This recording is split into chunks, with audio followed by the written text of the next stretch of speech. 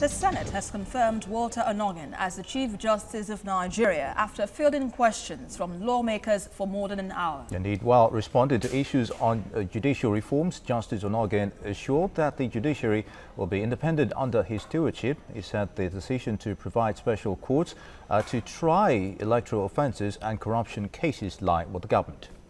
Well, the lawyer, Kennedy Osunwa, joins us live to discuss this development. Good to have you with us on the News Hour. Yes, good evening. Thank you. Now, let's begin with this. What are your thoughts on the confirmation of Walter Onnoghen as the new or the Chief Justice of Nigeria? Yes, I must say sincerely that this development is a right step in the right direction.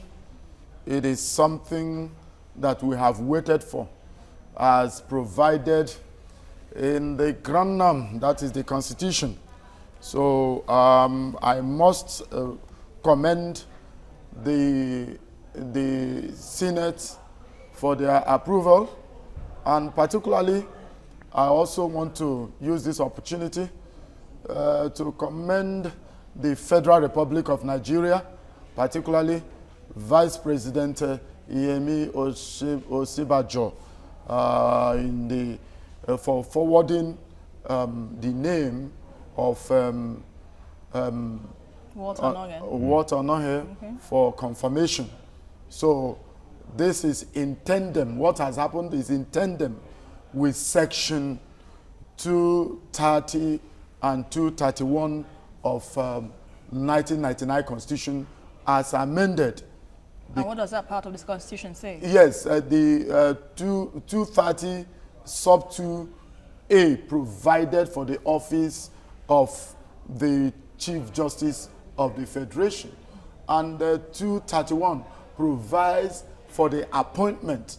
The appointment must be made by the President and the Commander-in-Chief of the Armed Forces, Federal Republic of Nigeria, on recommendation of National Judicial Council, and then that recommendation has to be confirmed. I mean, the appointment has to be confirmed by the Senate, and that is what you have seen that played out. So it is constitutional.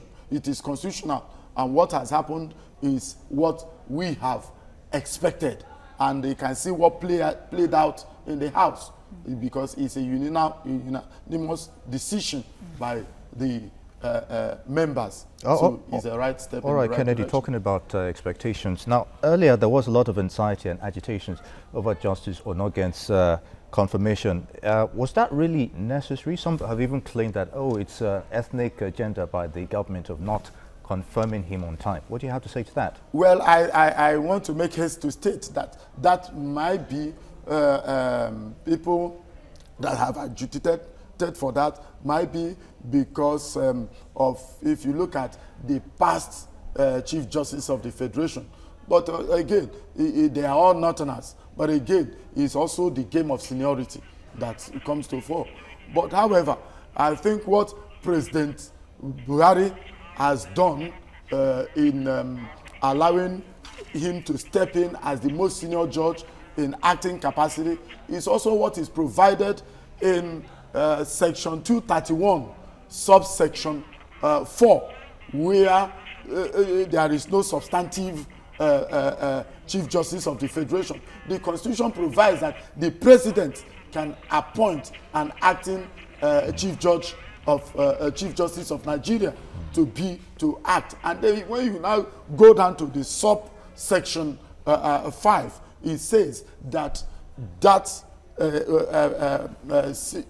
person being appointed must be there within the space of 3 months, and except that the NJC so recommends that the President will not have such powers again to allow that appointment to go on. All right. So I think it is on that basis that the Vice President Yemi Osinbajo had to forward his name to the Senate for confirmation. All right, let's look at the issue of judiciary now. The sector itself has been on public eye because, we've had cases, for some time, and the judiciary has been put in a spotlight. So, but Walter Onnoghen's confirmation as the Chief Justice of Nigeria puts to play if the special courts that has been talked about will definitely come to pass. If at all we'll get to see that, do you think, even though he is likely to put that into consideration, do you think that kind of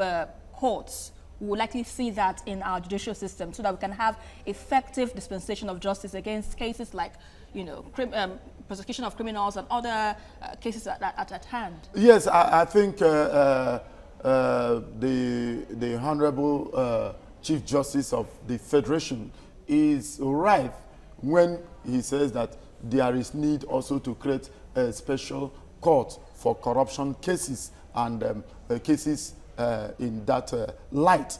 It is something that I personally had advocated in the past, that let there be a special court, you know, to try corruption cases. But however, like I've always said, and that is what the Chief Justice of the Federation of Nigeria is pointing out now. Also, the prosecution has a lot to do, because if you are not coming to court prepared, if the burden to prove your case is not there, then you now, what you find out is a scenario where you now get to court, you seek for an adjournment and all that. But where your witnesses are in order, your charges is well drafted, then your evidences is well collated, and then the judges are always there to do their bits. But I am also sure that if Mr. Magu of the EFCC chairman, yeah. I mean, he's courageous and he's hardworking.